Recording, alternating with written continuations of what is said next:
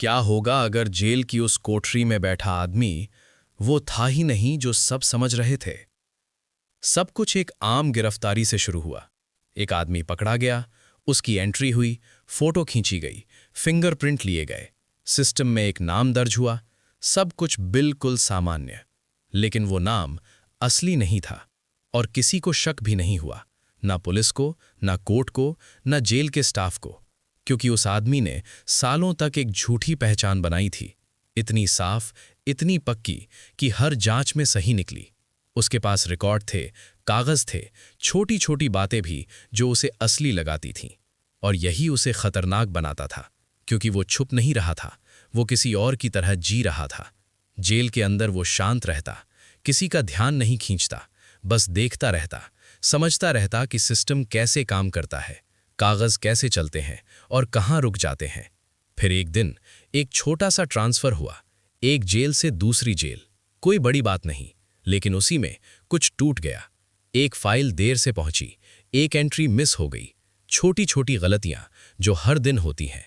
लेकिन इस बार किसी ने ठीक नहीं किया, क्योंकि सिस्टम खुद पर भरोसा करता था, और उस पर भी। जब रिकॉर्ड मिलाए गए तो वो मेल ही नहीं खा रहे थे। नाम अलग, डिटेल्स अलग, और अचानक सवाल खड़ा हुआ, ये कैदी असल में है कौन? लेकिन उससे पहले कि कोई गहराई में जाता, वो चला गया। कोई फिल्मी एस्केप नहीं, ना अलार्म, ना भागना, बस कागज पूरे हुए, साइन हुआ, और वो रिहा हो गया, जैसे हर कैदी होता है। लेकिन जिस पहचान के साथ वो बाहर गया, वो शायद उसकी थी ही नहीं, और यहीं से सब बिगड़ गया। जब पुलिस ने उसे ढूंढना शुरू किया तो हर रास्ता बंद मिला। फिंगरप्रिंट एक नाम से जुड़े थे, कागज दूसरे से, चेहरे पुराने रिकॉर्ड से मैच नहीं कर रहे थे, जैसे वो इंसान था ही नहीं। जितना खोजते गए उतना ही उलझते गए, क्योंकि सच ये था, उन्होंने सिर्फ एक कैदी नहीं खोया था, उन्होंने एक इंसान खो दिया था। उसकी असली पहचान गायब, नकली पहचान बेकार, और वो आदमी दुनिया में कहीं भी घुल मिल गया, जैसे कभी था ही नहीं। न बैंक रिकॉर्ड, न ट्रैवल हिस्ट्री, न कोई पक्का सबूत, कुछ भी नहीं। और सबसे डरावनी बात ये थी, क्या उसने ये सब पहले से प्लान किया था? क्या जेल से निकलना उसका मकसद नहीं था, बल्कि अपनी पहचान से भागना था? एक्सपर्ट्स कहते हैं, ऐसा करना आसान नहीं होता। इसके लिए धैर्य चाहिए, समझ चाहिए, और ये जानना कि सिस्टम कहाँ रुक जाता है, क्योंकि सिस्टम झूठ नहीं ढूंढता, वो सिर्फ गलतियां ढूंढता है।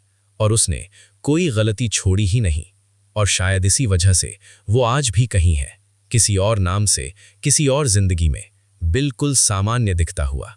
और अगर आप उससे पूछें वो कौन है, तो वो बिना रुके जवाब देगा, क्योंकि वो ये पहले भी कर चुका है और हर बार सफल रहा है।